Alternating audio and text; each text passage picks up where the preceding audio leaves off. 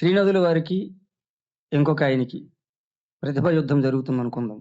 ఆ సమయంలో తెలుగులో నీ దేశాంప్రదాయం తెలుగులో చదువుతావంట కదంటే, నీ కవిత్వం అంటే ఆయన చదువుతున్నాడు.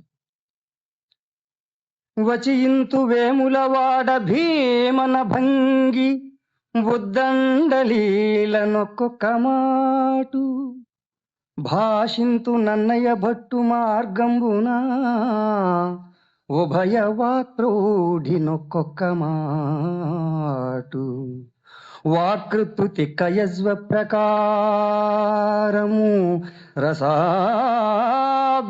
బంధముగా నొక్కొక్క మాటు పరిఢవింతు ప్రబంధ పరమేశ్వరుని ఠేవా సూక్తి వైచిత్రి నొక్కొక్క మాటు.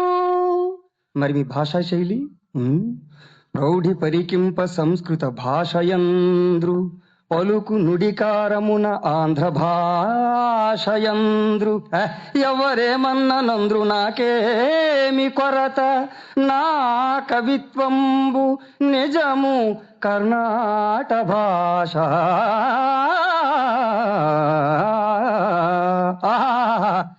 కర్ణాట భాష కవి కదా, నోరు ఎలాగైనా తిప్పుతావు.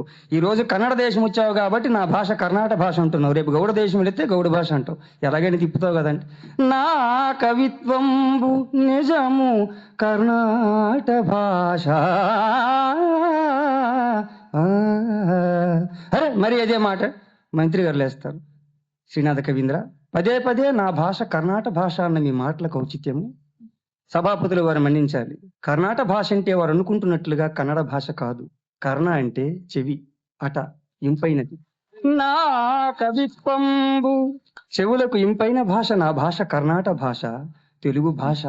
నా కవిత్వంబు ఎవరేమన్ననంద్రు నాకేమి కొరత నా కవిత్వంబు నిజము కర్ణాట భాష.